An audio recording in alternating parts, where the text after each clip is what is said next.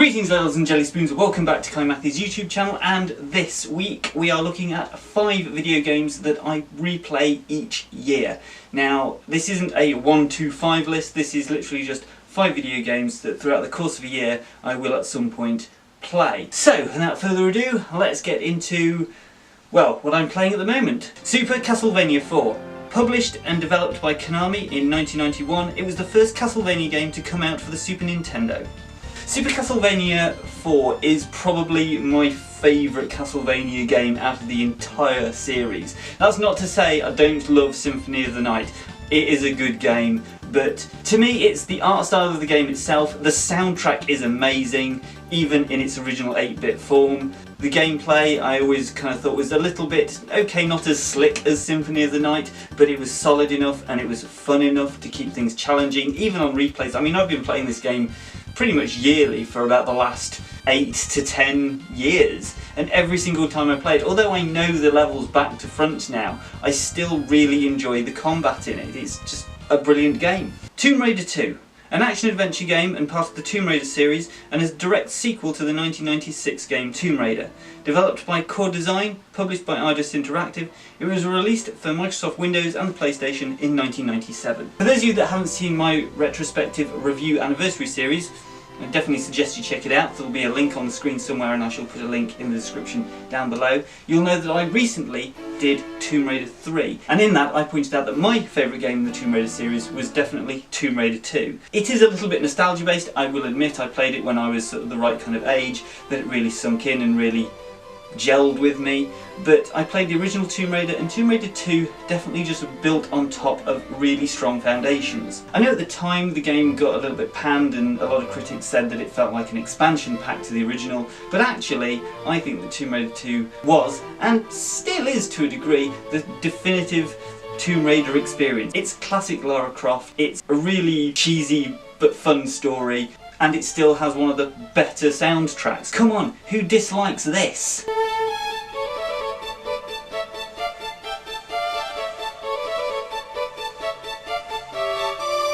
That's enough of that. Number 3 on my list is possibly my favourite video game of all time, Resident Evil 2. And before you ask, yes, I am very excited about the remake that at time of filming is due out the beginning of next year.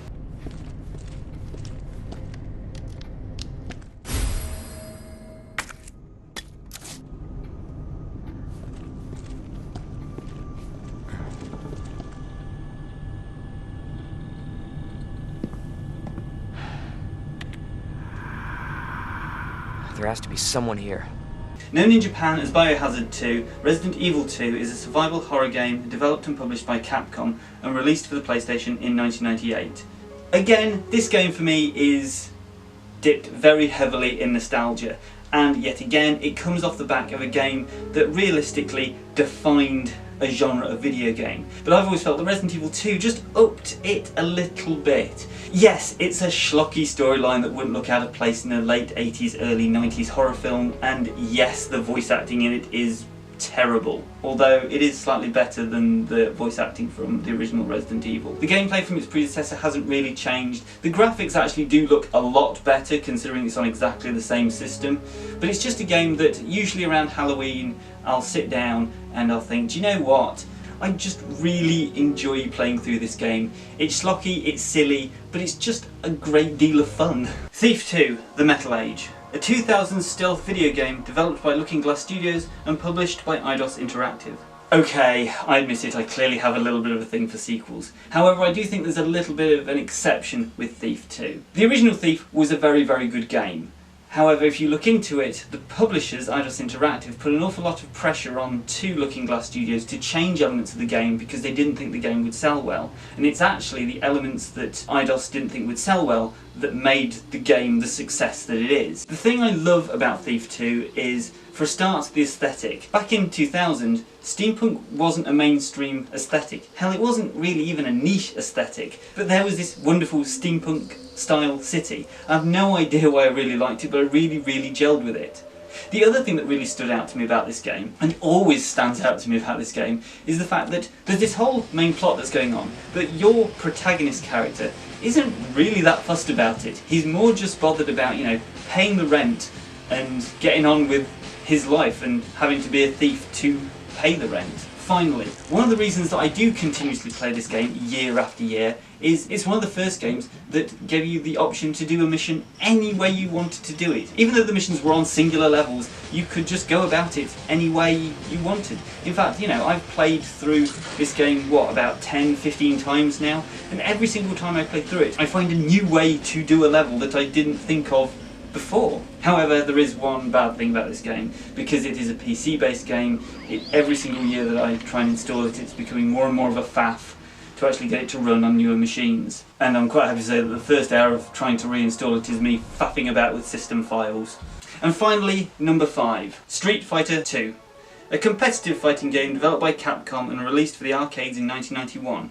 I know this one could be considered a little bit of a cheat, because I'm not just talking about Street Fighter 2 The World Warriors. I could be talking about Street Fighter 2 Turbo, I could be talking about Super Street Fighter 2 Turbo, I could be talking about any of the different variations that have been released over the years. The point is that Street Fighter 2 to me is kind of like the quintessential, perfect beat-em-up video game.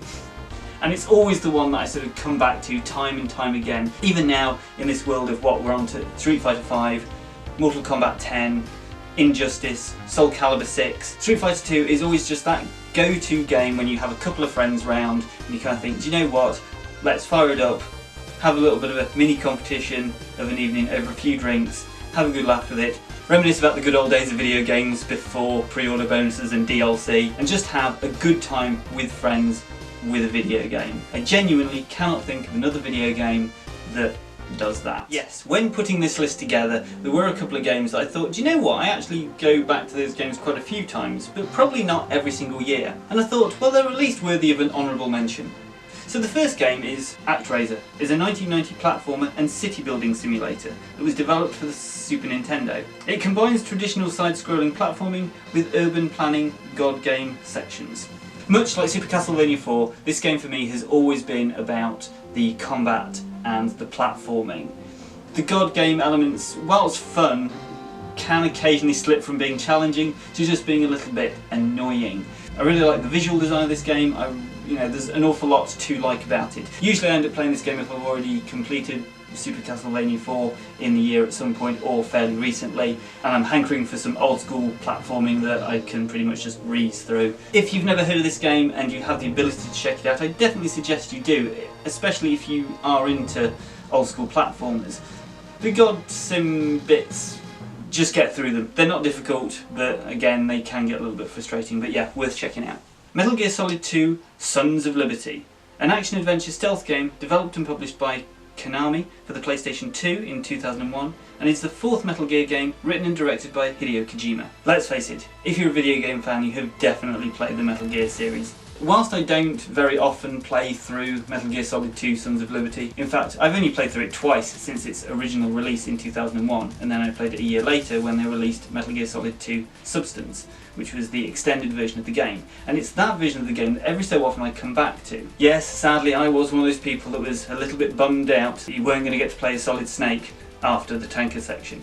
Actually, I will admit at the time I thought they were going to do a bit of a chapter thing where you'd play like the first act of the game as Solid Snake on the tanker, you'd play the second act of the game as Raiden, and then you'd play the final act of the game as Solid Snake. Sadly that didn't happen, but when Substance came out we got these little individual missions to play as Solid Snake. When you completed the game, you were able to unlock a series of individual missions called Snake's Tales, and I really like them because Metal Gear Solid 2 was a really solid Metal Gear game. Despite your feelings on Raiden, it was just a terrific game. Well, Littles and Jelly Spoons, there we have it. 5 video games that I replay each year. But I'd like to know, what about you chaps out there? Do you have a video game or a series of video games that you tend to always gravitate back to? Maybe at some point of the year you always tend to play a certain game. I tend to play through Resident Evil 2, usually at Halloween. Is there a game you play at Halloween? Is there a game you play at Christmas, for instance? If so, let's have a bit of a conversation about it in the comments down below. And as always, if you've enjoyed this video, please be sure to hit the old like button. And if you want to see more of this mush every Wednesday at 6 PM, hit the old subscribe button. And myself and Ninja Chloe we'll see you next week. And as always, ladles and jelly spoons, thanks for making it to the end of the video.